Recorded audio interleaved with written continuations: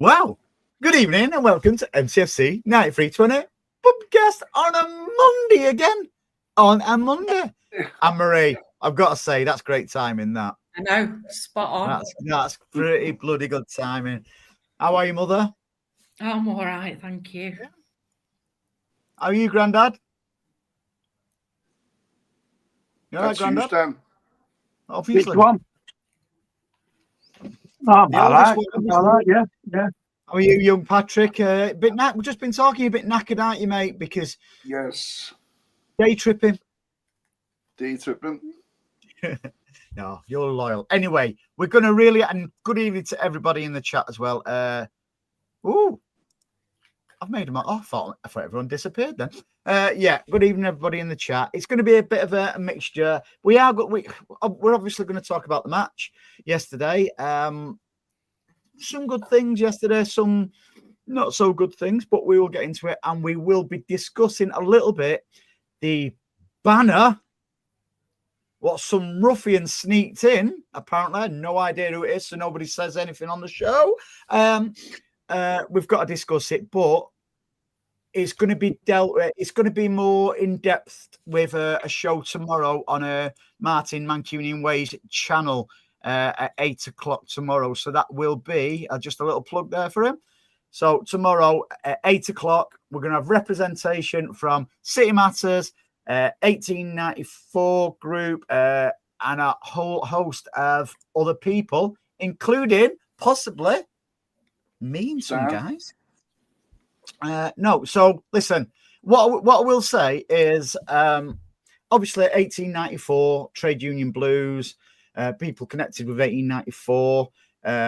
Martin, even though it's not concerning them as such, they are fully on board with the 500 people, what it's going to affect in the North Stand.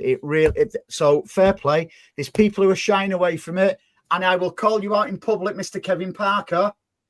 You're very, very quiet on this. Very, very quiet. I'm not just calling you out individually, Mr. Parker. I'm going to be calling a whole host of other people out going forward because I know it's the right thing to do. So don't think I'm just going after you. I'm going to be going after a lot of people. Anyway, let's get right into the football. Did we have predictions last week, by the way? I don't think we did we? No, we didn't. Oh, yeah, we did. I went 3-1 City. Well, I always go 3-1 City, so...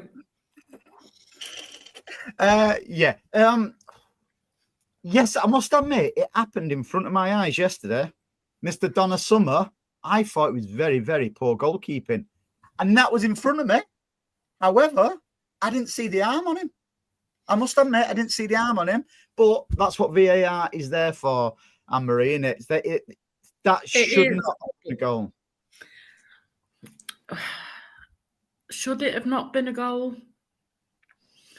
I'm not sure because I'm not convinced because before the ball came in, he let go of his arm.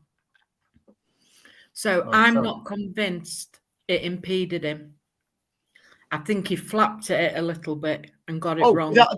Without a doubt, and that was my initial thoughts. I just thought he punched it in his own goal. However, I've seen all the footage and stuff like that. Oh, come on. Stan, what was your thoughts on it straight away?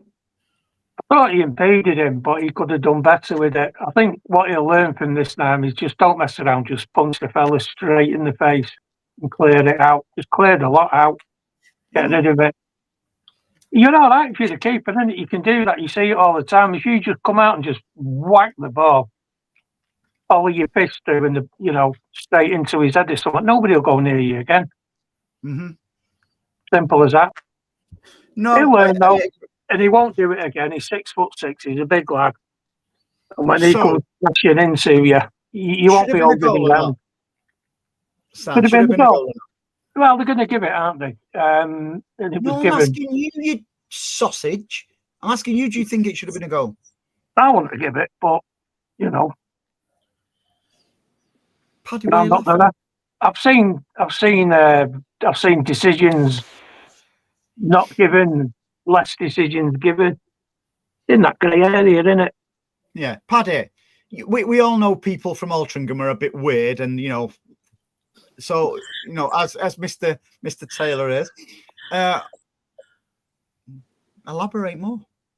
Well, I can tell you, I didn't know what happened yesterday. I thought it was handball that they were on about. It was only at half time when they were saying that the keeper was impeded. And then I watched it back last night on Match of the Day. The last time I linked arms with somebody like that, I walked them home from a disco. Do you still call them discos? And Well, just remind they did in his day. And going back to what Anne-Marie said, he let him go. He held him for a second or two. That's all it takes. Hey, all right, Donnarumma flapped at it, but he was empty. He linked arms with him. Mm-hmm. All he didn't do was kiss him. So what you're trying to say, Paddy, it only takes a few seconds to cause a lot of damage? I fully proved that. No, I put at first I thought, why is he moaning? And even it wasn't up until I got home when I saw it, because I just thought, why is it? He's just gone and got himself a yellow card. All it takes then is a long delay in a goal kick and stuff, which is going to be another yellow card. But I tell you what, how long have we been saying something on this show about Mr. Mateus Nunes? How long have we been banging that drum? Even before you Apart go there, from you, Anne-Marie, because he plays on the right. Even before you go Andy, there. now that's not fair. I've been shouting for him as much as anybody. No, I'm delighted now that he's actually getting the recognition, and it was quite. I had a bit of a warm and fuzzy feeling yesterday about his name being chanted. That is Paddy before you start. He deserves it because he actually kept the most informed left winger in the Premier League very, very quiet. You copying my comments in the group? No, I don't read your stuff, mate. To be honest, I don't even really go on our Facebook group, and I created it, but I don't. Not with the WhatsApp group. I don't read that. As soon as I see it, it says Paddy. Did you type it? I just fucking flick to Talk Sport or something. Is that bad? No, but seriously though, you got me coughing now. It's great to see him get some recognition because he's had some pelters, and Pep's converted him into a decent older right back now. Because yesterday we saw the turn of pace from him as well. Getting out of tricky situations. I think a lot of respect has got to go to Nico Gonzalez again yesterday. Yeah, the biggest compliment I can give Nico Gonzalez, and I don't know if you agree in the chat or anything like that. And honestly, I've not been drinking or anything, not tonight or last night anyway. But he reminds me, don't laugh, of Rodri. Do you know why, Stam? Do you know why? Go on. He doesn't go looking for the ball. The ball comes to him. That's not an accident. That is just good positioning. You know where you've got to be. And sometimes he looks as if he's going to lose the ball running, but he just has that little touch and he gets it to somebody. And yet again, yesterday, I thought he had a very, very good game, mate.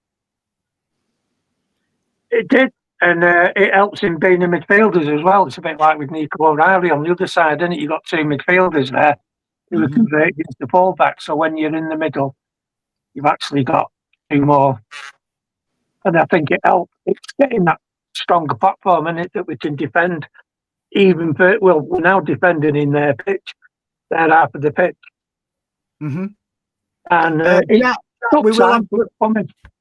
we will get to Savio, Jack, because I do actually want to speak about Savinho as well. I'm not going to hammer the lad, but my observations anyway. I'm not even discussed it with Curly, Larry, and Moia, but we'll get to that. I just want to give a little bit of praise rather than negativity. I want to give a bit of praise to the likes of Nico Gonzalez and Mateus Nunes, who I thought were absolutely brilliant. And we will get to Cherki as well, because I think when he's match fit, I know he's only about a 60-minute player at the minute.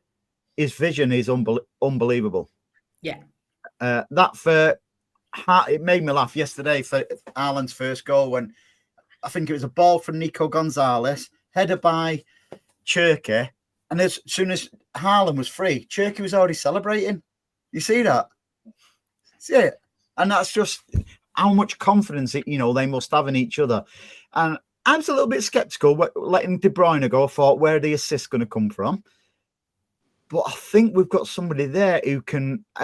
And I think we discussed it in the group yesterday. Where I said, no, he should be starting ahead of Bernardo. That's nothing against Bernardo. I just think we've seen the decline of Bernardo. Was it not Paddy who said that yesterday in the group? No, my main reference to Kevin De Bruyne, the how he picked Haaland out in the past, but Andy said about starting against Bernardo, and he's not being disrespectful. It's just passage of time playing your strongest team. So he's not. It's not from a point of view of malice or being disrespectful to Bernardo Silva, because we wouldn't do that on here. Mm-hmm.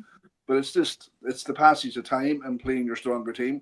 And as Stan says, keys for locks. When you need Bernardo Silva on the pitch, he'd come on and he'd keep the ball, and you won't get him. Yeah, again, it was just it's not Bernardo's fault. He's never been quick with pace, but he seems to have lost that little pace what he's got. He's still got a role to play between now and the end of the season, because I do think he'll go at the end of the season. He's contracted. Yeah. I do think he'll go, and I think it's the time for him to go. Yeah. But wow, what a player he's been for us, and what a player he will be for us. Between now and the end of the season, because it's been pivotal in everything we've done. Reminds me of, Andy. Remember when Zabaleta's legs went? It was sad to see. It was almost cruel to watch. Yeah. I get that feeling with Bernardo Silva now at times. It's sad to see such a brilliant player, but the mind is willing, but the body is not able to keep up. I know that feeling, mate. there's a tablet for that, Andy. You will look, Stanley. You will look. Sorry. Just it is, and luckily we've got somebody in Cherki who's young, and he's got a season to really get into the groove. While he's alongside, I want to see him play closer to Haaland though, and I think it's going to enable Phil Foden to be a more complete midfielder as well. Because Phil yesterday, he wasn't his attacking self. He just seemed to be there, controlling the game a little bit. And Phil's game's adapted, so far this season. It's good to see that his head's back on it, for whatever reason. But it just shows how adaptable Phil is. And again, was it his 200th game for us yesterday? Yeah, 200th league appearance yesterday. You know what I mean? He's been there, done that, and for him to be getting 200 league games at such a young age, how many could he possibly play for us? 600-700 games? So it's good to see that the connection's there. But yesterday I thought, let's go through the back line. I thought Nico O'Reilly was very, very good again. Yeah, Gvardiol solid again, along with Diaz. And again, Diaz. That has to be our centre back pairing, Andy. Has to be. Yeah, it's good. And I was talking to Mike about this yesterday, who was sitting next to. We was discussing our best right back at the minute. We both agreed it wasn't Rico Lewis, and that's nothing against Rico, because we've seen Rico when he's in his natural position forward in that little space. Rico's effective in there. Whereas Kushanov and Mateus Nunes, which Mike seems to think it's not Nunes who's our best fullback. What's going to be the dilemma there, Stan? Because I know this squad rotation and stuff like that, but I don't want to see loads of rotation. I want to see we've got our set back four, and then when somebody is dipped in and out, it's not so like 3 or 4 changes, if you like. No, I think he'll just revert back to Rico Lewis. He'll just keep the two of them going. whether we like it or not, he seems quite settled with them. Mm-hmm. But And I think you have a problem on both sides of the pitch, Andy. We Anthony and Nico Reddy vying for the left back, as you have with Husanov, who's not a right back, by the way, and Nunes, which begs the question: if a right back, say a recognised right back, became available in January, how would we feel about signing one? I'm comfortable, if I'm honest. I'm comfortable with what we've got there because I just think now we've got that right balance. Because when I say right balance, I want to talk a little bit about the wingers. I do want to talk a little bit about the wingers. I've got to talk about the wingers because, and again, I started giving Doku praise, and rightly so, because he just seems to have gone off the boil again a little bit. Savio, and I did say at the time when Spurs were supposedly in for him, I thought we could have took the money and been all right in that position. Take the money and run. Oscar Bob, I thought it was going to be his season. He just seems to have, for whatever reason, not there. So, because we noticed yesterday, Doku was. I just want to kind of defend Oscar Bob a little bit. I think Oscar Bob has the making of being a proper baller for us. I honestly believe that. I think we've got to bear in mind that he's still young and he's just coming back from a bad leg break. He's not, this is his first stint back. So I think we have to give him time because there's going to be an element of apprehension for him every time he goes in for a tackle and things like that. And hang on. You sound like Liverpool fans now saying they're having a shit season because they're still thinking of it. Jota. I'm not having that. Hang on. I'm not saying that, Andy. I'm just saying it's no more than with Rodri being out for a season. It's going to take them time to build up the proper full match fitness and things like that. I think if I had a choice here and now, I'd pick Oscar Bob over Savinho any day of the week. Oscar Bob is older than Savinho, by the way. Way older than Savinho.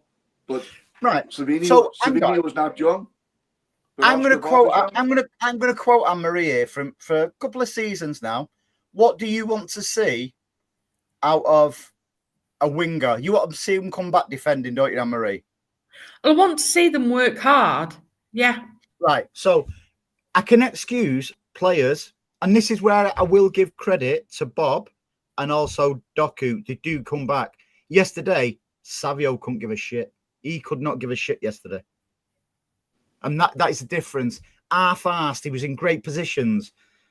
And that's the point, Andy. Mm-hmm. That's my whole point. And we had times yesterday, Stan. I don't know what it come across. I'm not taking a piss when I say I don't know how it looked on the telly. But yesterday on the right, Nunes was pretty much on his own on the right, and he did brilliantly well. He was getting back. He was linking up play going forward. He just looks a real. It's like what Nick says there. Nunes for a while thought he'd just be filling it right back. Now he's had chance to make it his own. Worked out well for Delphin Zinchenko, absolutely, and it just shows you sometimes. Although, it doesn't mean every player can be converted, no matter how genius the manager is. However, you'll get the lucky ones, not lucky because it's hard work, but you know what I mean, where it'll just fall into place. And let's not forget, it's working out really well for Nico O'Reilly as well, and he's a midfielder. So I think if you've got that football intelligence as well with these players, Andy, and that's. I think if you've got good work. I think if you've got a good work ethic, you've got a chance, haven't you? As well as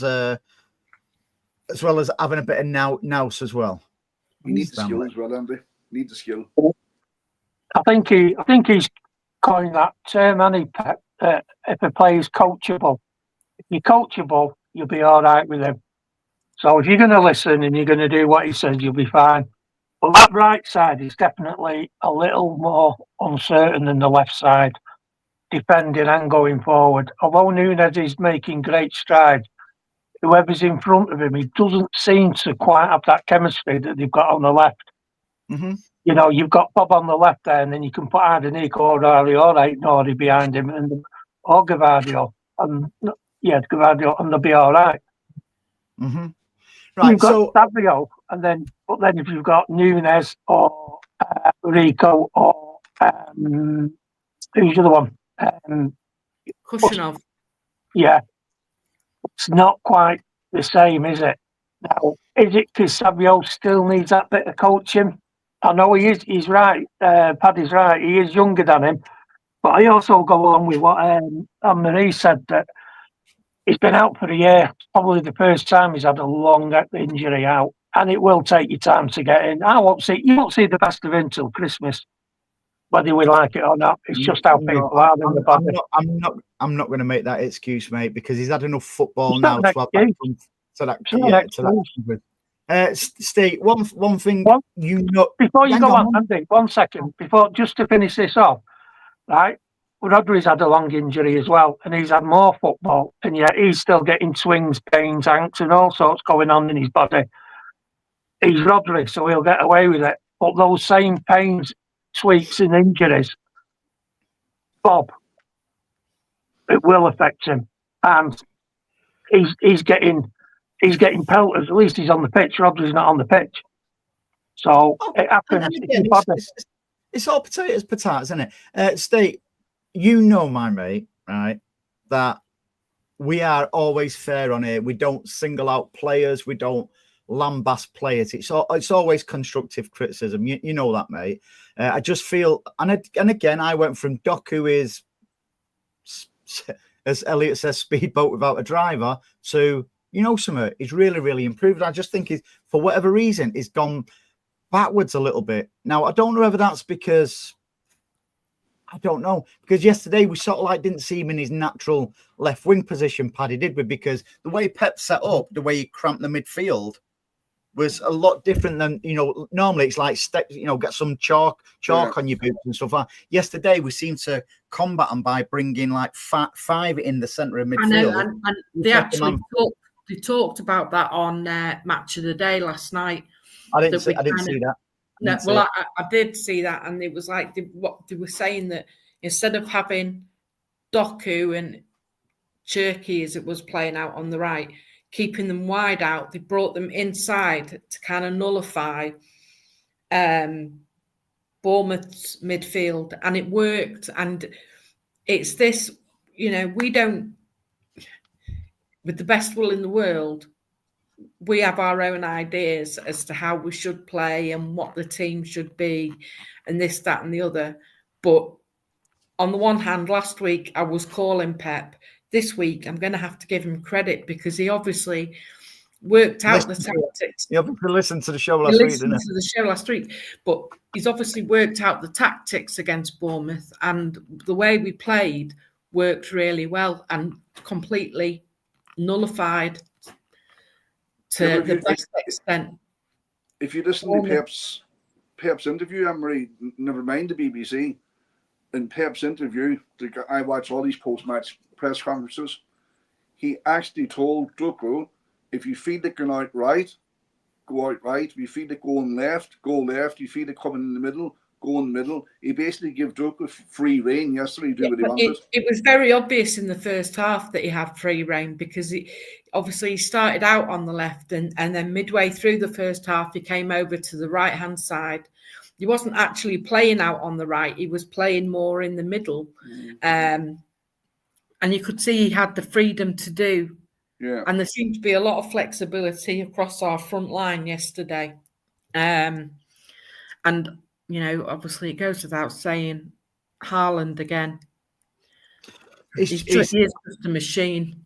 But just before we move on from Haaland, and I just want to make this point, because this, not so much a pylon, but almost is the constant weekly criticism of Savinio. Like he's a very young player, and we want to be very careful that he's not forced out of that club. I know he's after signing the contract extension and stuff like that, but if he starts getting pelters off the fans, he's definitely not going to improve. I know that. I just think he has it, there's that little couple of percent missing of what he needs to do, his final ball and stuff like that.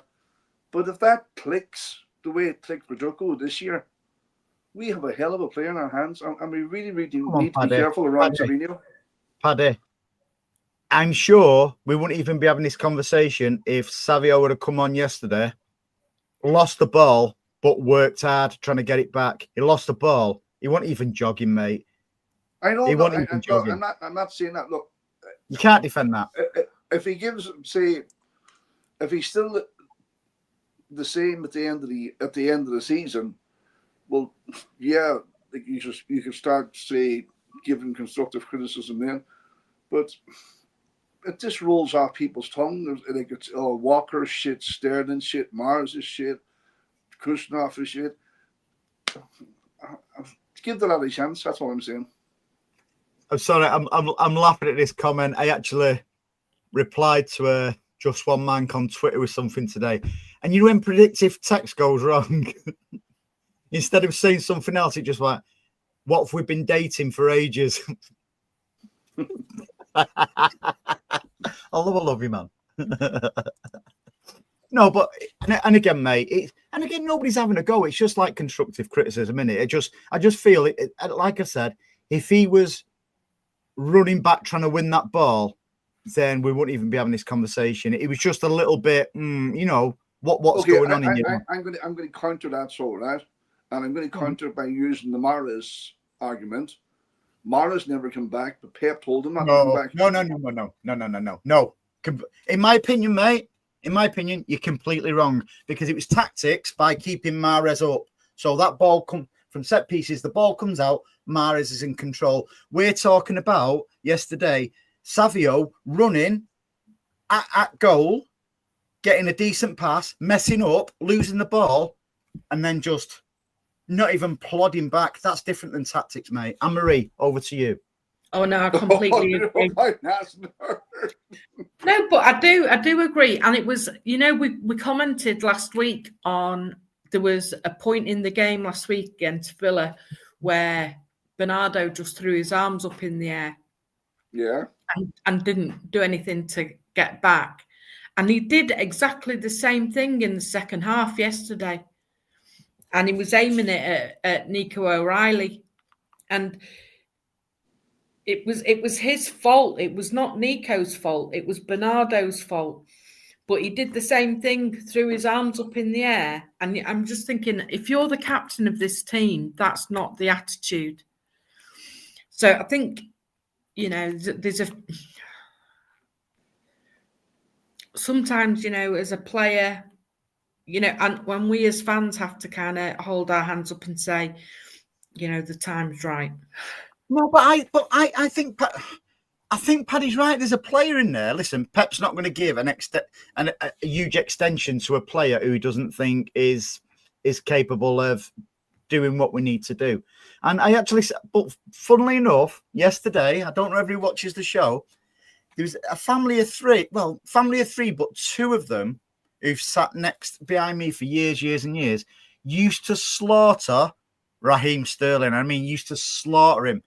And he was having a go at Savio yesterday. And at the match, I was actually, I want having a go at Savio, but I just went, hang on.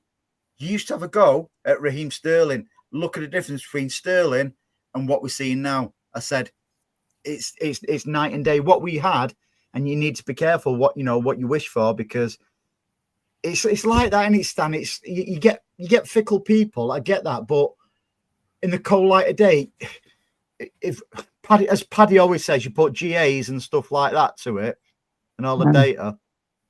Don't you, Paddy? GAs and all that, and the low block and stuff. Is that two lads and the dad? Yeah. Who've been going on. I was there with you one time, wasn't it? And they were like down your ear, and it's like, nice though, mate, you give it a rest. Yeah. No, you're always going to get it. They've always had it, haven't they? It's always happened at City, and we've said it many times, going right back to Clive Wilson, Joe Callaghan before that. But we're not having a, because we know this plays in there. And again, I'll go back to Doku. I thought, and again, we're always fair on this show. We're not in it to sensationalize likes, shit, and stuff like that. Couldn't give a shiny one. But I did give praise to Doku. I just think he's got off the boil a little bit, and he's been playing brilliant for his country as well. So I just want to see him get back into that. He'll come. Do you know what? I came away from that ground just really buzzing. I thought that overall performance, a Bournemouth team who are very, very good and very, very strong, and we made them look very, very ordinary, very ordinary. I thought that was an absolute complete performance yesterday for me. Totally agree. And we can't take our eye off that, Paddy. You're absolutely right. That's only the second defeat of the season for them, and they've been solid. They've scored goals, and apart from the early, even before early doors, their offside goal, and it was offside. So we was a little bit out of the blocks, a little bit sleepily, but I thought the way we reacted to it was very good, and we control. I don't know the percentage of possession and stuff like that, but I thought we controlled 52-45 in their favour. In their favour. Yeah. Yesterday, I laughed when I seen that, Andy. I swear to God, I actually laughed. They had 52% possession yesterday. And again, you can look at possession and stats either way, can't you? But I just thought we had the best of the possession yesterday. When we had the best chances, and thankful. What was pleasing for me to see is somebody other than Haaland scoring a goal, because we've said it for a good few weeks on here, haven't we? We want to see goals from elsewhere, and it was good to see Nico O'Reilly, pop up. And it was a great goal as well by him. He just absolutely went through. Did you watch the back? I've only seen it on social. I've not seen a match of the day, because I very, very rarely watch match of the day, because Haaland played an absolute blinder. He sold them a dummy. He moved out, and they thought that Nico was automatically going to pass the ball to Haaland, and they just parted like the Red Sea, and Nico went through and scored. Watch it back and watch what Haaland does. He makes the space for Nico to go in. Like, Nico's not a left back; he's an attacking midfielder, and they give him the whole pitch. I agree with Nicky. I just I feel, especially when Pep does do this rotate, because he's bound to rotate, because then players can't play all every single minute. And I think when Ain't Nori gets his fitness a little bit and comes into it, and he starts playing at left back, I think it'd be very harsh for O'Reilly to be rested. As I do think when Kushinov's back, it's going to be harsh for Nunes to be rested, and that's where we would potentially see more game time in it, Stan, for Nico. Yeah, he's coming along well, and he's somebody that he can trust and he can put in there. So it'd be all right. I think the other thing, though, what I wanted to say to you was just bringing it back to Bournemouth. And I've heard many people saying, they played right into City's hands and all that. And I thought you brought up some good points there. They'd only been beaten once. They were in good form, and they had a good team. So he's obviously said to them, we're going to stick with what we do, because we do it well, and it works. And, the difference between us and them was Erling Haaland. They haven't got a Haaland, have they? And they haven't got that little bit up front. And as Paddy said, they had more of the ball in the second half. Well, that was more down to the fact that they were getting beat. They needed the ball. So you're going to chase it. You do tend to have more of the ball. But getting back to Nico O'Reilly, it comes again with what you were saying, that he allows Doku to come in. We've got, like we say, and then you go on the other side of the pitch, because we've got another midfielder playing as full-back. We can flood that midfield out as and when we need to. And it strangles them.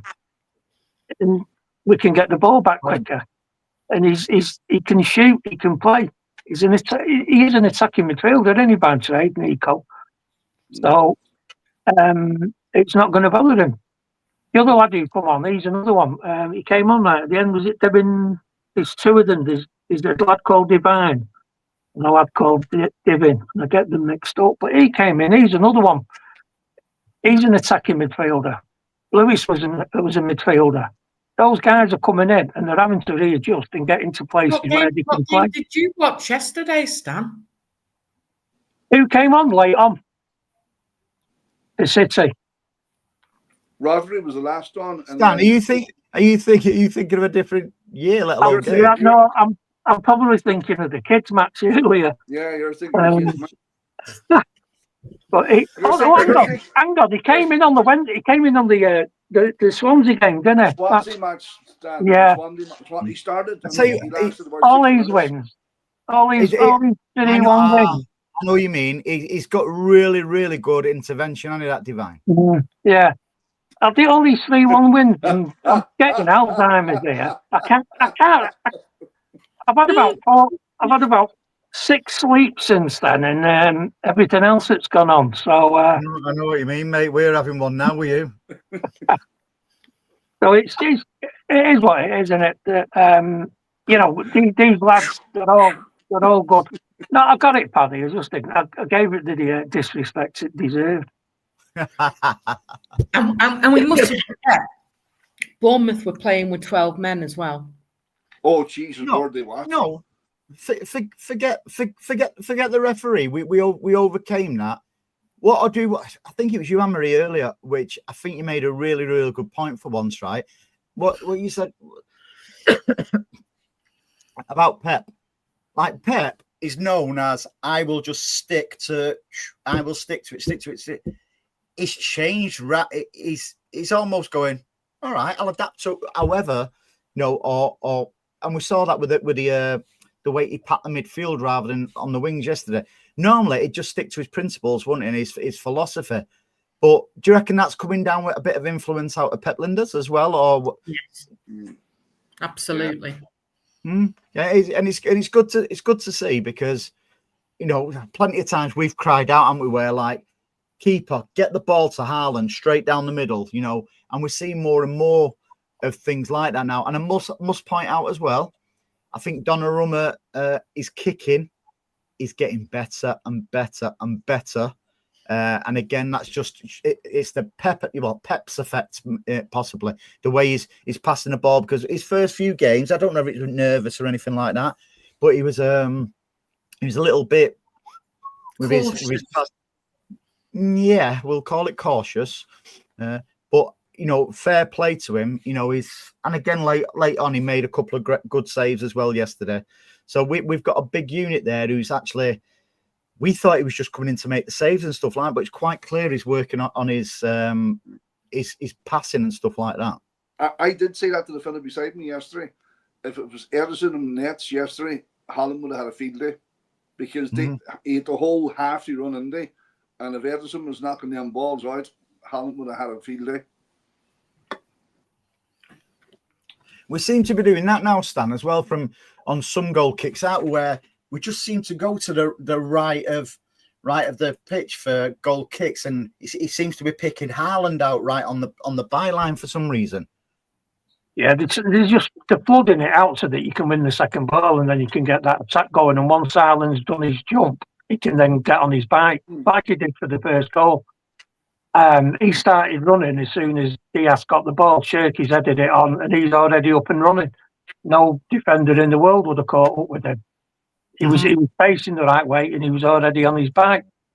I think, to be honest with you, I think one of the things with Pep is that people say he's too rigid, and he doesn't change his style of play, and yet he does, because otherwise you won't have that accusation of him overthinking things, or not doing this or not doing that, or he should have done this and he should have done that. If he didn't, and he wouldn't use different keys for different locks. I think he might have an overall tactical philosophy of playing, whatever you want to call it, but he's more than willing to change things week in, week out, and he has done, and he's done that for years. And this is why, last week he was unlucky. Last week he didn't play a defensive midfielder because they were both injured. So I do think Pep has been watching Niall Quinn videos. Niall Quinn. Yeah. Here's a quick one to see how knowledgeable you are. What was Niall Quinn's autobiography called? No point asking me. I hate the man. So what did he? He played for Ireland, though. He didn't turn Ireland down and play for England. Yeah, I know what. He was a 5-star ball bag after he left Man City. I know that. Oh yeah, after he left City, but he was a hero of mine when he was at City. I get that. Yeah, he was for me as well. His autobiography was called "Will to Win" by Niall Quinn. No, his autobiography is "I've taught Erling everything he knows." This is where Haaland's got it, watching a big man up front for City when he was a kid. This is where it all comes from. We are seeing. I know. I don't know if you're in jest or not, but we are seeing a bit of the old Niall Quinn, the way the ball comes and the little quick feet to knock 100%. it out. 100%. That ball coming into Haaland, and by God, he can nail that ball off, and then they give and go, and he's spinning around the defence, and he's in. Mm-hmm. I just think the way like you can shout me down, or people can shout me down in the chat. I don't mind. I've got a big head, big bald head, and broad shoulders. We're not the best footballing team in the league, but we will win the league because of what we've got. Because what we've got now, Anne-Marie, is we've got strength in depth. We was at our bare bones last season, and although Pep doesn't like big squads, and he's already said, he hates leaving people out. It really irks him. That decision by keeping these players will win us the league because it will, because you can see, even I know. Look, last Sunday was a blip. We have to put it down as a blip.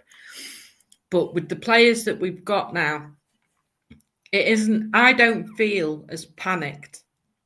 I don't feel as panicked going to a game knowing that Rodri isn't going to play. And that just, it does make a difference, Paddy, doesn't it? When you, like last season, we was all like, oh, Rodri's out, we've got, Calvin Phillips, we've only got Rico Lewis to go in there, la-di-da-di-da. Hang on, Rodri's out and we're still not playing Nico Gonzalez. I still think if we'd have played Nico Gonzalez last season when Rodri was out, he'd have been overwhelmed with it. So Pep made that decision. Listen, in my opinion, obviously I don't second guess Pep, but it just and we've said it a few times. We said it on the show as well when people were calling, why is Kuznetsov not even in the squad? Why is Nico Gonzalez not even in the squad? Why they sat in the stands? That was their education. If we'd have put them in at that point when we're going through a bad time, that could have really, really had a detrimental effect on them players. What it has done with Oscar Bob, in my opinion, because Oscar Bob's national manager slated him, basically went on media and told the world that Oscar Bob was red raw useless as a footballer, and he hasn't been playing great for Man City since. But as regards that team, yes, you're right in your assessment. We're not playing, but then again, we're using the previous team as a comparison, as a benchmark. Are we up to their standards? Not by any stretch of the imagination. Are we one and ugly? Yes, we are. Do I think that team is going to click when that team is fully available? And if I was to pick the team, I know who I'd be picking. I would definitely start the same back five against Liverpool. I wouldn't change it. Sorry, Pat. I missed a bit of that then, Paddy. Sorry, I wasn't listening to them. What would you say at the beginning? I'm saying that team is. At least I'm being honest. I'm saying that when the team gels, right, it hasn't fully gelled yet. But I think the understanding between Foden, Cherki, Mamouche, Nico Gonzalez, Haaland, and Rodri at the back, mopping up. I think when that team actually gels, I think they're going to be unreal. They're absolutely going to be unreal. Paddy, stop using the word gel. Andy's got no idea what you're on about. He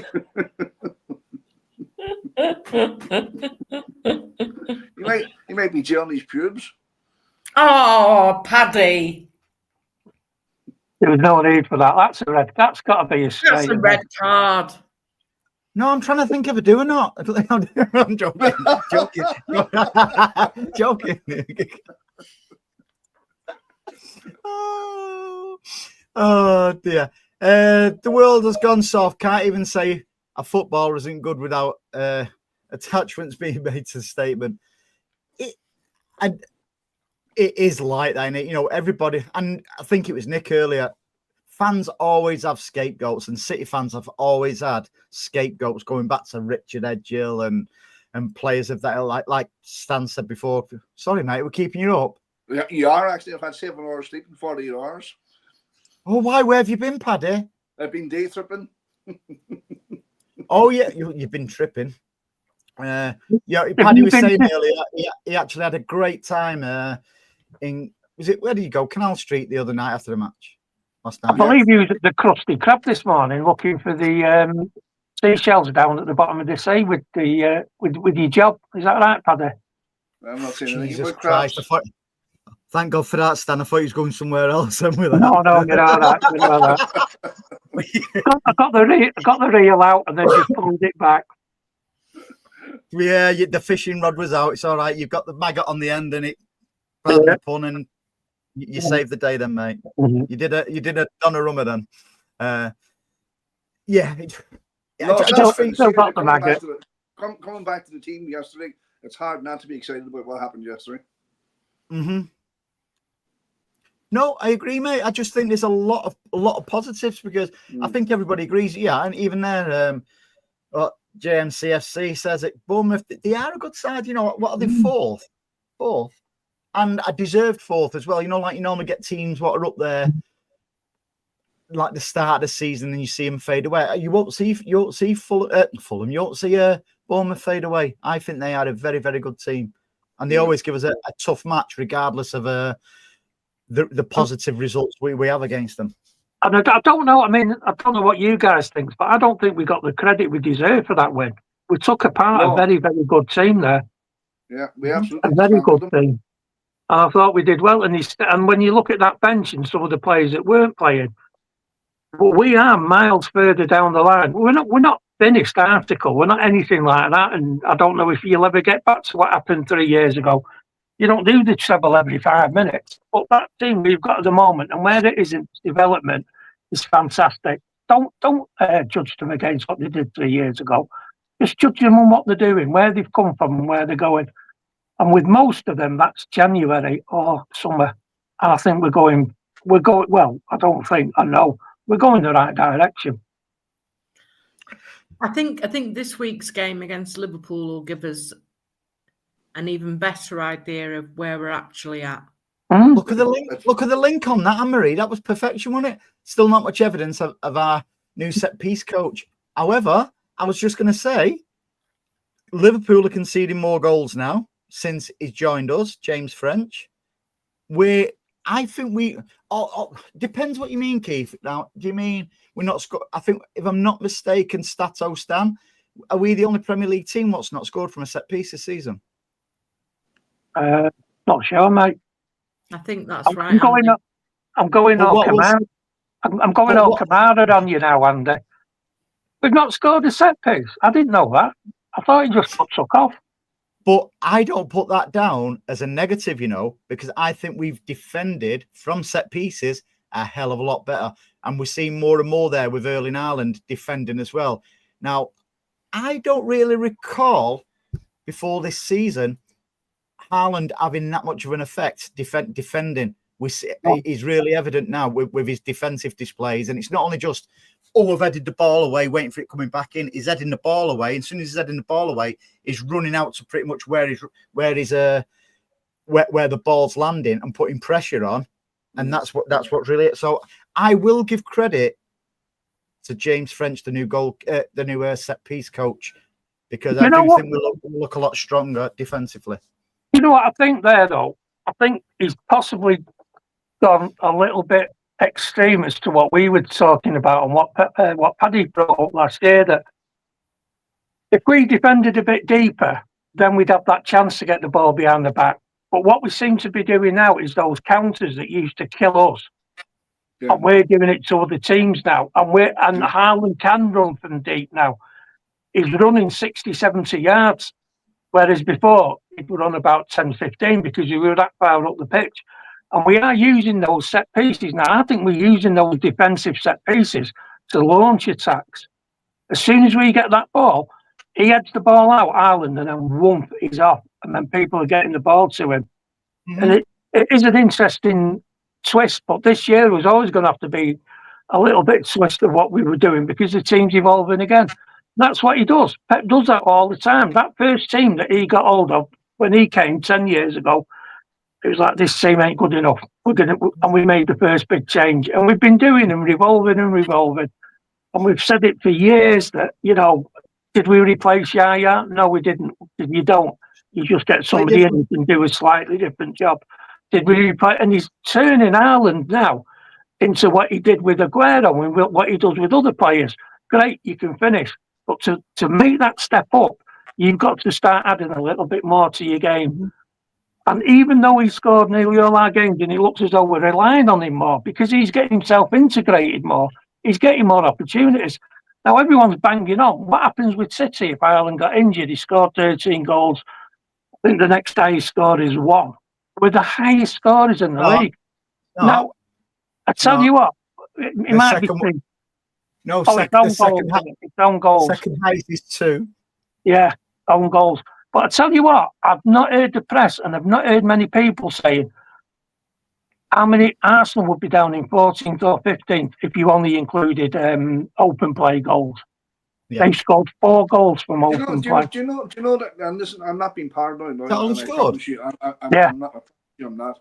But I think if you go back through the seasons, right, back through the years, there's always a narrative to beat Man City down. The narrative this year now is we're the Erling Haaland team.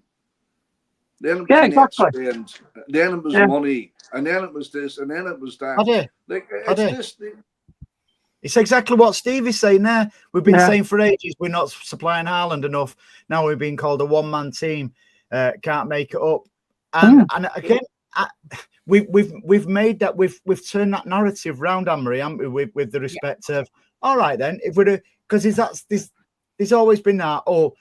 And I've never known it until Erling Haaland signed for us that a striker gets judged on how many touches of a ball he has. He's only had 2 touches. Yeah, but them 2 touches have ended up in the back of the onion bag, haven't they?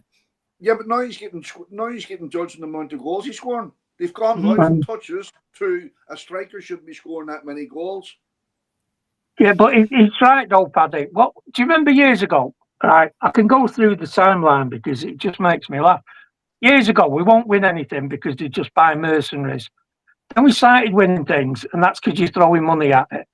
And then when we started winning more and more, then it was a case of, well, with that amount of money, that you should be winning things. And that's how it goes. Something now you're not relying on Haaland, or you've got you. Oh, that was it. We used to measure transfer fees and how much you paid for the player. Now with Haaland, it's a case of, oh, hang on a minute, he wasn't 50 odd million, even though that was his release cost. He didn't add in agent fees. Nobody ever added in agent fees before that, but now it's agent fees. Yeah, let's go one up there, Stan. They actually, when you're talking about City signings and stuff, they do it in euros because it's more. Yeah, it just goes on and on and on. And do you know what that's called, Paddy? Stupidity. The price of success. And I'm quite happy to. You've got to change the goalposts, haven't you? You've got to change the goalposts so that you always look as though you're chasing something. It's like, if you think, I know Liverpool won on Saturday, but they haven't won a league game in, was it 4 or 5 prior to Saturday? And I guarantee last season, when I think we went through a spell like that, it was all about how much money we'd spent or not spent and who we'd recruited or not recruited in the summer.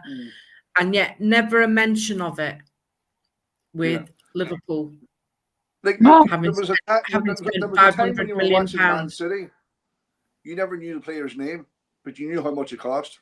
Here's another one I know, Paddy. This one, I was talking to a United fan at half-time yesterday, their half-time when they were winning 1-0. And he was saying, oh, this is good here. He says, we'll have four in a row away. We'll have 4 league wins. So when we talk about 4 in a row, we're talking about titles. These are the levels that we're at. Right? They do 4 in a row, it's league wins. We do 4 in a row, it's league titles. And they and others, and we've done it in the past, will always change the narrative to try and bring somebody down. You know what? Not asked. Not asked. No. Do you I agree. you ever see like, your man Isaac? He cost 110 million, but now it was actually 130. And then when somebody makes a comment about how much Liverpool spend, the Sky Sports or TNT Sports reporter will come straight in. But look how much they made in sales. They make out Liverpool haven't spent $500 million. Sorry, I don't know if you noticed. I get more pissed off when people start coming up with bollocks about Spanish away travel than I do about whether Newcastle bought this player or sold that player or Liverpool. Or whether Liverpool or United bought or sold somebody. So, Paddy, like you were saying about TNT Sports and Sky Sports, obviously you've got a subscription. How much does it cost you a month, mate? I don't watch them. Blue Art says, if Cherki can find the Viking like he did yesterday for the rest of the season, we are in the race for the league. I have no doubt. Absolutely, mate, because 10 points. He's got that. He's got some sort of vision there, hasn't he? And considering he's not match fit, I think he's already struck up a really, really good relationship with Cherki and Haaland. I think there's potential there and that's why I said yesterday, no disrespectful to Bernardo, I think this is where Cherki will start taking over and Bernardo more of an impact player, if you like, coming off the bench and that. But one thing's for sure, we've got a bargain there, 30 million. How come nobody else was in? Do you know what? Mm-hmm. Without disrespecting any other player that plays for Man City, I can't wait for that midfield three of Rodri at the base and Cherki and forward and just in front of him. And then you can feel it. You can have the argument of whoever you want anywhere else, but that midfield triangle there will cause damage left, right, and centre, and it's probably cost about 80 million. What you says, Andy, about like the Cherki and Haaland, the understanding. Look at both goals. Haaland was on his heels. Even before Cherki got that ball, Haaland was gone. And the only player who used to do that was Kevin De Bruyne. Yeah. And do you know something? We're second in the league, and I don't believe we've clicked proper yet. No, we haven't. Sunderland are going to go second tonight. Yeah, I honestly do not. Are you? Who? Sunderland will go second tonight.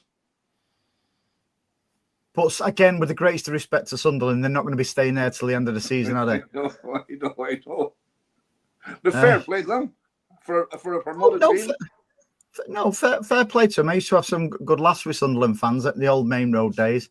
I remember they actually gave me a lift into there was two Sunderland fans where a pickup truck, with no cover on the back, and they give us about 4 or 5 of us a lift all the way into the city centre.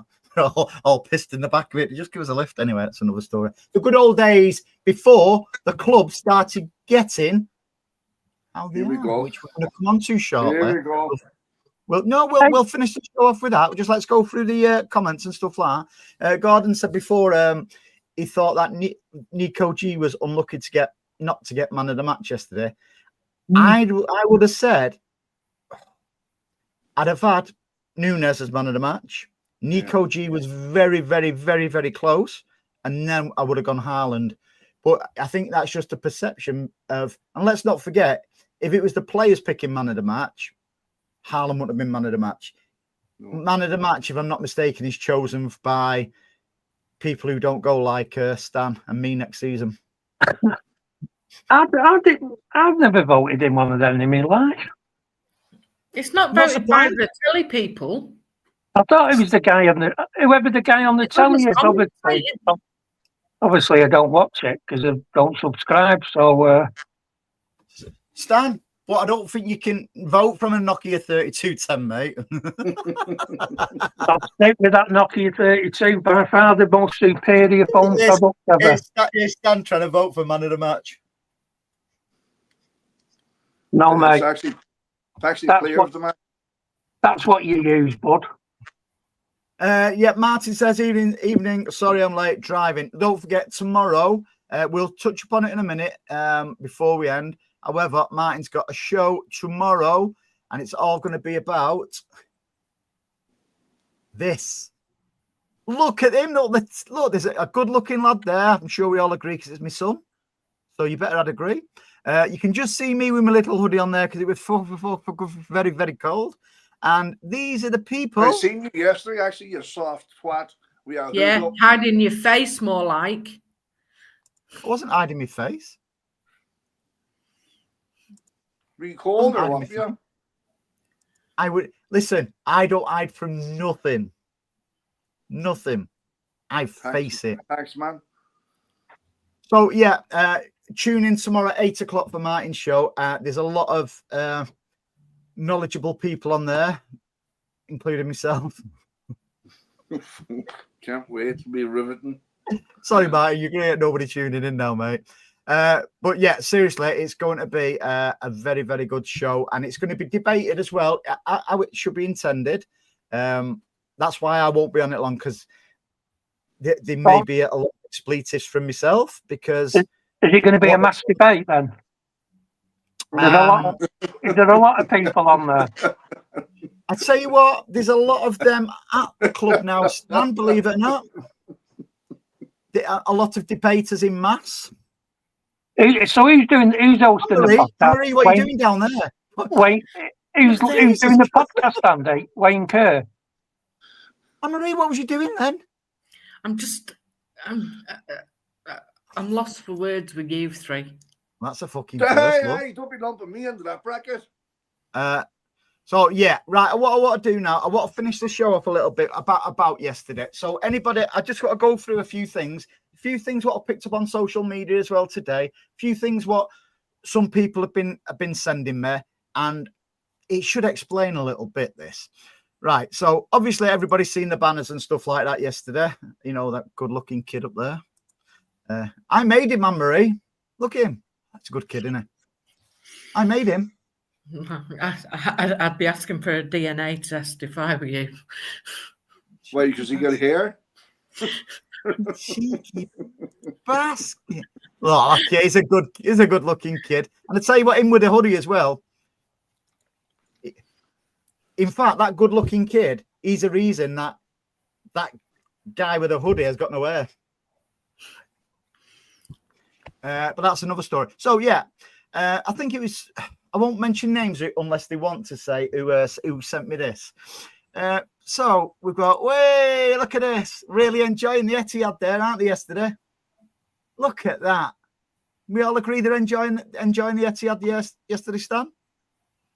Yeah, they look like they're enjoying it. Yeah. Yeah, so that one on the to the right is Craig.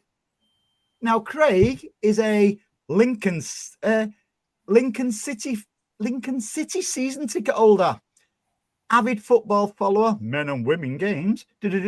So his tweet was Premier League action today and only £25 for a ticket.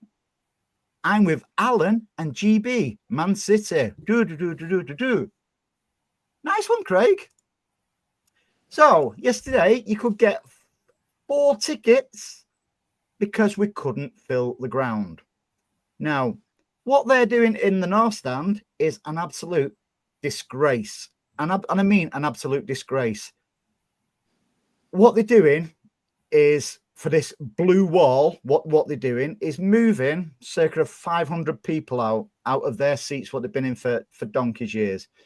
Now, if we can't fill the ground now, you're going to move circa 500 people out of where they've sat for years and years and years. How many 500 people are going to go stick these tickets up your ass sitting out? You can have them back. Not got a problem with day trippers and stuff like that. No problem whatsoever. If somebody is a City fan or whatever reason, they're a City fan. Not got a problem where they come from or anything. I've said it a number of times on the show. I am sick to death of Manchester City Football Club. I will always love my team. I have now started to hate my club, the way they are doing. And you've got people, and I will call him out. Should I call him out or should I go to him direct? No, I'm going to go to him direct. I'll go to him direct first and get his reaction, and then I'll be able to have proper quotes for a future show. I'm just sick of these people, like the ones who it didn't affect for the protest last season. They were for the protests and stuff like that. It affected them because a monetary value and stuff like that. But because it's only 500 people being moved in the North Stand, not many people are getting involved in it because, you know, they're looking, I'm all right, Jack. There's people... Can I ask a really stupid question?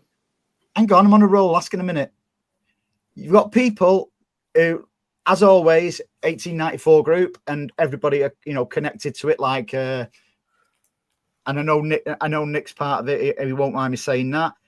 Who support the club? You've got Trade Union Blues, support everything what happens in there over the years. And again, 1894 know that I've always been there supporting any side of the stadium, not just because it's affecting me. You got people like Martin from the Mancunian Way. It's not affecting him. He's very, very vocal on it, and he's passionate because not only is it not going to, it will affect him because it's where he sits. This blue wall. I hope it's got fucking speakers in it because there's going to be no atmosphere, by the way. This blue wall, and a lot of people are going to be moved from behind him. So all of a sudden, you've got people who've sat there for years, built all a rapport up and stuff like that. And contrary to the piss taking and stuff like that, there is atmosphere in the North Stand. Don't care what anyone says. I've sat there for God knows how many years now. There's an atmosphere. All of a sudden, you're not going to get an atmosphere because I don't mean just for Premier League games as well. So you've got here what City put out not long before we came live on the show. You can actually get 4 tickets for the Dortmund game now on Wednesday. 4 tickets. We can't fill Champions League matches out now. We can't fill home matches out.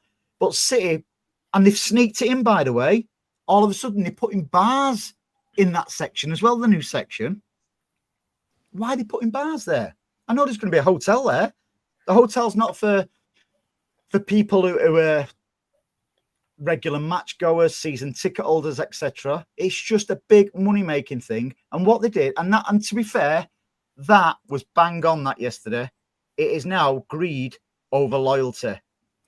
So the threshold for me now is after Sunday's game, I'm done. Completely done.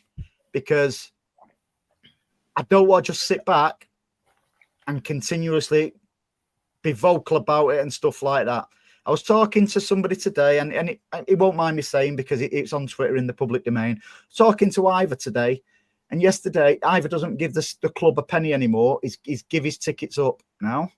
But what he did yesterday, he met fellow Blues in town, had a few beers with them. The fellow Blues went to the match. Ivor watched the match on the TV and then met up with fellow Blues after the match. That's the way forward because the club don't want people like us anymore who are vocal. And you've got other, and I'll say what I will say, and I will be coming for you one by one as well, by the way. Make no qualms about it. City, and the only words I'm going to say on this, they're grooming big content creators with a lot of followers. So they'll be very, very pro-City in everything what they do. Well, I tell you what, you've sold your soul. You have sold your soul. Good luck to you if you want to do all your social media and your media career and stuff like that. But you'll always be known as a scab who are just lining your own pockets. Sorry, Paddy, go on. No, I just want you to help me understand something. Like when you say blue wall, do you mean like what, say, Dortmund have the yellow wall where the atmosphere is unbelievable? Is that what you mean? Yeah, but what they'll have to do with our blue wall, mate, if it's a blue wall, what they'll have to do, they'll have to get artists in to put realistic pictures of people and put speakers in the mouth. They're putting, my understanding of it is the reason why yous are being moved is they're putting corporate into the middle of the blue wall. Yeah. Yeah. You're not going to get a blue wall with corporate. No chance. I'm not. Hang on. But I am in no way, shape, or form defending City at this moment in time. Well, go on. I will say, if you look at the stadium as a whole, if you look at level 2 in the east stand, which is opposite the dugouts. Yeah. That middle section on level 2 is all corporate. Yeah. You go down to the south stand and you look at that middle section on level 2. Again, it's all corporate. It's the same in the west stand, in the Colin Bell stand. That middle level 2 section is nearly all corporate. And it's the same. It's going to be the exact same now with what they're doing with the north stand. And it's... I don't mind that, Anne-Marie. I get that. But why Stuart, it's called Stuart, I'm coming for you in a minute. Stuart, I'm coming for you in a minute. Go on. It's the Blue Hall, Paddy. Hall or wall? Hall. If you look at the website, that's what they're calling it, the Blue Hall. And it's obviously it's a specific setup and it is for hospitality. It's completely wrong. What the club are doing is completely wrong. And it was wrong from day one when they moved people out of level 1 in the Colin Bell stand to make way for the Tunnel Club. Okay, can I ask another stupid question? So they've done it year upon year upon year, that they've more or less cleared out that, because it's even like with your Joes and your 9320 bar, you're paying over the odds for those tickets, aren't you? It's not a normal season price. Jack, I've just seen your comment. It's quite funny that I'll get to it in a bit. But can I just... If they wanted to put hospitality into the north stand, right? Why not put it up into the new section where the new seats are and leave Randy and all alone? Because it's from a viewpoint of view, Paddy, it's not the same. It's not the same for the corporate people. Right. Okay. So Anne-Marie Paddy, I've got to get to Stuart's comment. I've really got to get to I don't know who Stuart is, but Stuart, with the greatest respect, I genuinely appreciate everyone's opinion, but that's absolute bollocks, mate. Absolute bollocks. Right, so you telling me when you've got a row of people, 15, 20, people behind you, people in front of you, all being moved, who've built that relationship up since 2003, you think you can just go and fucking plonk them anywhere? Oh, you go there, you go there, you go there, and you see the same match. You're absolutely right, you see the same match, mate. But take your head out your ass.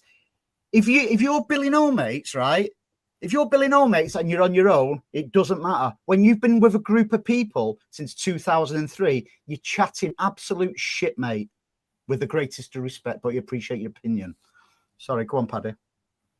No, I'm just to me it just doesn't make sense. Like you're upsetting people for, and there's no need to upset it. Like if you want to put hospitality in, I don't give a fuck. What would you say, Anne-Marie? Oh, it's all about the view. So it's all right to put Andy and his mates up in the lesser view, we'll call it, so the corporate can have their view. So that doesn't make sense. No, like he's going to be there against Bournemouth, right? I know, but Paddy, it's simple. If you look, the majority of corporate is on level 2 around the whole stadium. Yeah, it's around the whole stadium. Level 2 is nearly all corporate. So from that point of view, that's what they're doing. They're not. It's exactly as the banner says, and it's not just this time round. They've done it in the past, and they will continue to do it. They are not bothered in any way, shape or form about everyday local people that are going to, or not local people that go to every match at home. They are not bothered, because we're not going to go in. We're not going to go turn up at the game. We're not going to buy a load of food and drink because it's an absolute rip-off. We're not going to go into the shop and spend a few £100 because it's an absolute rip-off.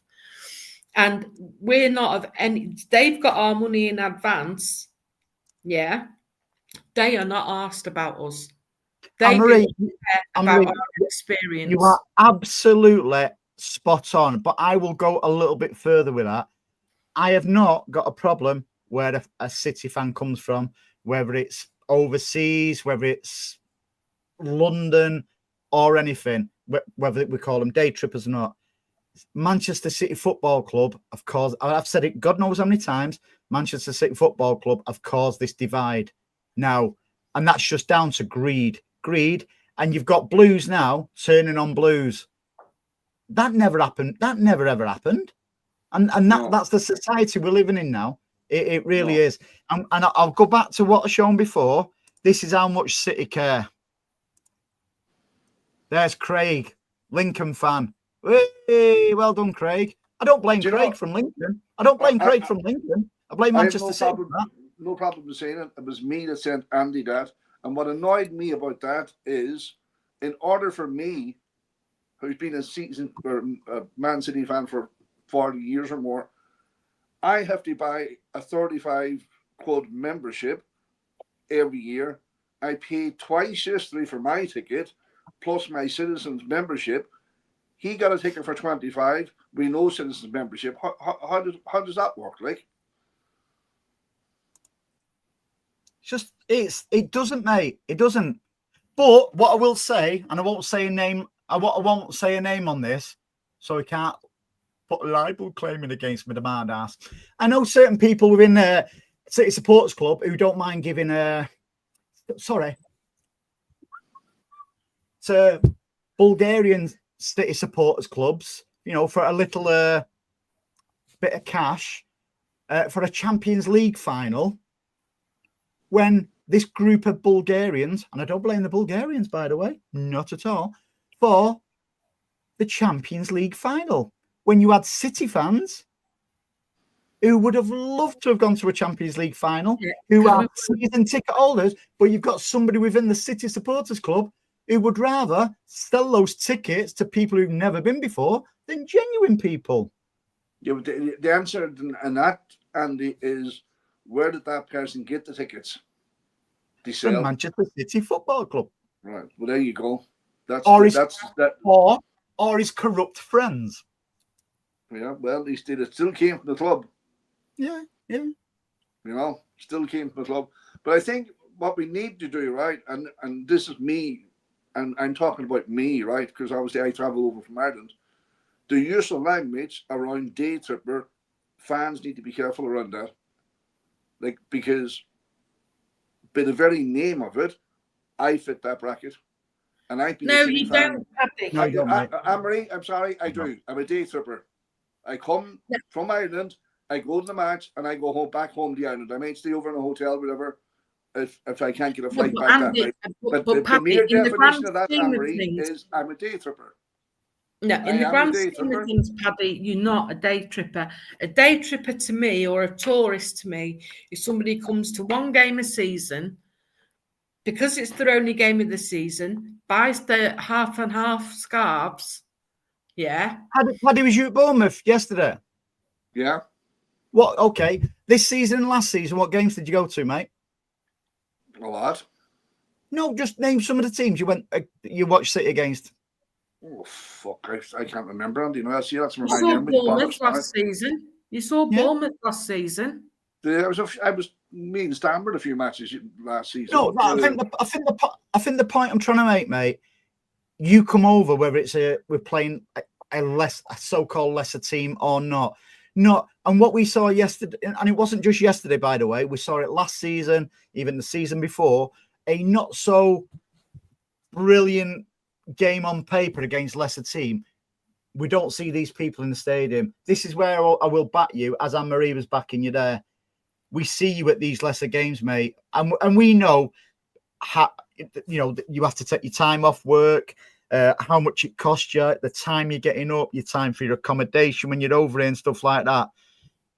It doesn't matter to you what game you come over and see. It just doesn't matter whether the fans watching the kids, Divine Intervention, or the first team. I won't miss a home match for November, but what I'm trying to say, like day tripper, right? I actually hate that terminology because I do fit that bracket, day tripper, because that's what I am. A tourist, like, I'll give you a different scenario, right? We'll say the only problem I have, right, and I'll just clarify it, is anyone who puts a half and half scarf around their neck should be fucking strangled with. I don't mind if somebody comes from. No, let me finish, Andy. I don't care if somebody comes from outer Mongolia for one match a season. If that's all they can afford, well, fair play to you, and you're a Man City fan. But see, the minute you put a half and half scarf around your neck, that's where fucking that drives me. I'll lose it because I hate that. You're not a Man City fan if you're putting a half and half scarf around your neck. I don't care if you go to one match or 19 matches. The minute you put that around your neck, you're not a Man City fan. I'm sorry. So you don't want them strangled now, just tighten really, really tight. yeah. Squeezed. And again, we are not having to go at overseas fans in any way, shape, or form. We are having to go at Manchester City Football Club because they have created this monster. I will say West Ham, credit to West Ham, they have banned half and half scarves. We have to do it. We have got to do it. Every club has to do it. And I tell you what they need to do. They need to move the absolute... Oh, I nearly swore then. We need... It's ridiculous that you can get off the tram, come up the steps, and you're greeted by 3 or 4 toe rags, and I'm going to call them that, selling dodgy scarves, half and half scarves and stuff like that. And that's actually on city property. Once you get up the steps from the metro. Maybe we should have a whip round. And be careful, Anne-Marie, your eyes lit up then when I said that. I didn't finish the sentence. Maybe we should have a whip round where we buy all these scarves from them and just burn them in front of them. But they don't care, Andy. And that's money in their pocket. This is the same with you, right? And this is my concern for you and the people around you, right? Yeah, you're going to throw your toys out the pram and give their season tickets back to the club or sell them on to whatever you're going to do with them, right? But for me, that's the equivalent of you drinking poison and expecting it to hurt the club, and you're not going to do it. It's only going to hurt you. That's your club. That's your club. Don't forget that.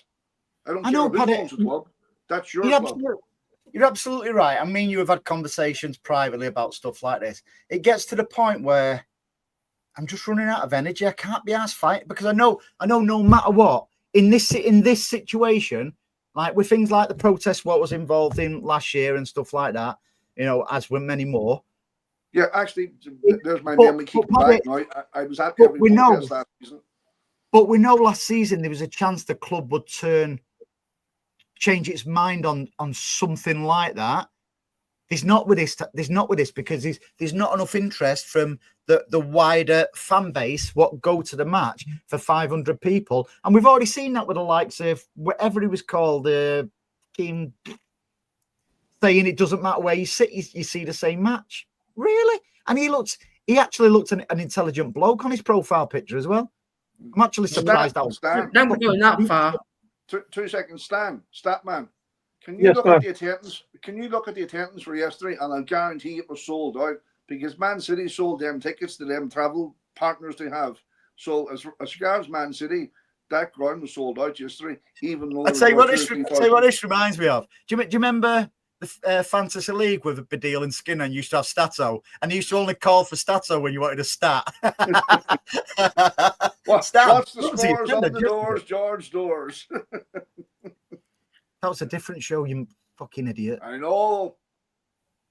Anyway, I just wanted to get a little bit off my chest tonight. And as Kathy says, practice makes perfect for tomorrow. I'm just passionate about it. I really am. I just feel the club of Anne-Marie. I always lose track where I am with the messages when you do that. Sorry. You might see it from your end, but I cannot see it from our end. So I've no idea where we're up to now with the comments again. It's that Nick had said that. Yeah, but it's a different layout on my screen now. Oh. So it is. Listen, I just feel the club yet again. It is a big own goal, but sadly they don't give a shit. They really, really don't. And It's they won't even. And brilliant. I tell you what I find bizarre as well.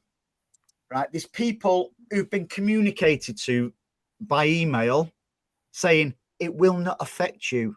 It will not affect your seat. But people whose seats it will affect, they've not had an email from them to say you are going to be affected.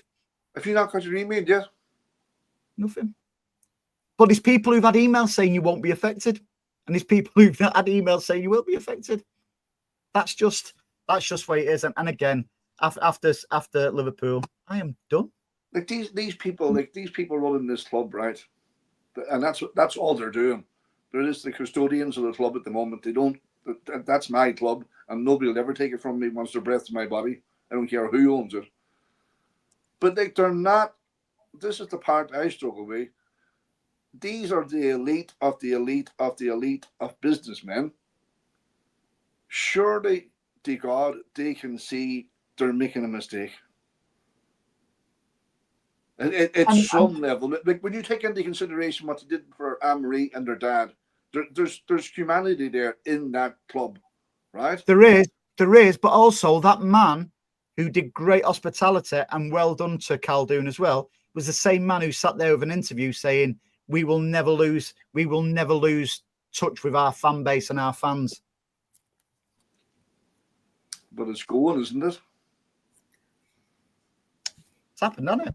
It's happened. You know, the facts are facts. You know, you can't argue with facts, and the facts are that man said we would never lose our identity. We would never lose our fan base. We will always be like a family club. Could you let one? Could you let one say? I don't know. This probably sounds stupid, but like they meet both needs for the club and for the fans. Could you let one stand be out now corporate and give the other three stands to the fans? Sorry, mate. I was reading Blue Art because I was going to give a response to Blue Art. Then, sorry, mate. Go on. I'll reply in a sec. Blue Art. Sorry, mate. No, I'm just saying. Like, could they give one, say, like the North stand, give them corporate, put that corporate, and let the other three tiers, the East stand, family stand, and South stand. The building work's done now, mate. It's already in place. I know, yeah, but it's fucking. It's not going to happen. Blue Art. Can I still love City with all my heart, even if the management are doing the wrong thing? My reply to that, mate, and I've said this a number of times now, is I will always love my team, but I begin to hate my club. So yes, you can love your team. That's where I am. That's the only way I can describe it. Anyway, got a bit off my chest tonight. Good to get it off your chest because it is frustrating. It is. It really is. I get what you're coming from, Andy. You know, like they're all the years. Like you're talking about from 2003 to 2025. Don't disregard the years that you've been at Main Road. No, I don't really, but you know, it was different when I was at Main Road and I moved over, I didn't move over with people because I was in the Kipax and stuff like that. I didn't move over with all the same people what I used to sit around. Them relationships and friendships, you know, and again, my lad has grown up with people around there. They've become good mates. I've become really good mates with people. And it's all for nothing. But listen, what I would recommend, firstly, thanks for joining us on a Monday, guys, as well. Everybody in the you know who's watched the show, added the contribution. Thanks very much because it is appreciated because it's good to get different people's spins and stuff like that. But you know something. I think it'll be Monday again next week, Andy, because obviously we've got Liverpool at 4:30 on Sunday. And Marie, they will always be a Monday in the week. What if you mean yes? That's a good point. That Liverpool, yes, Liverpool my last match. Weird that it's weird, but yeah. Listen, thanks for joining us. Listen, everybody in the chat, please, you know whether you agree with what's happening or whether you disagree with what's happening in the North Stand, please join Martin's show tomorrow. At 8 o'clock it is. Join it, because it won't be a one-way discussion like I fucking plummeted the fucking club tonight. It's, pardon me French.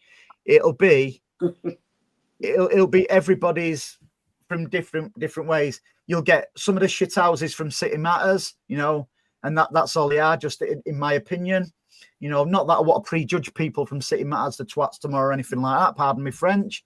But I know there's a certain individual in there who's an absolute knob jockey, and he's going to get it from me.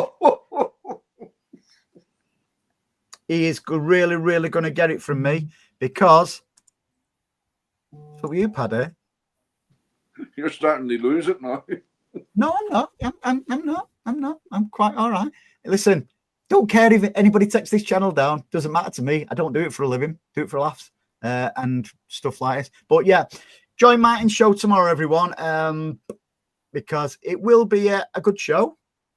And there's going to be a lot of debate on it, and a lot of passionate people, and there's going to be people who are just going to be giving an alternative view on things. And at the end of the day, that's what it is about. It's not all about one-way communication or anything like that. It'd be nice if City had some communication, but it is what it is. We'll fight another day, and we will do it all again next. When Anne-Marie? Next Monday. What day does that follow? Sunday. All right. Have a great rest of the week, all. See you later. Take care, everyone.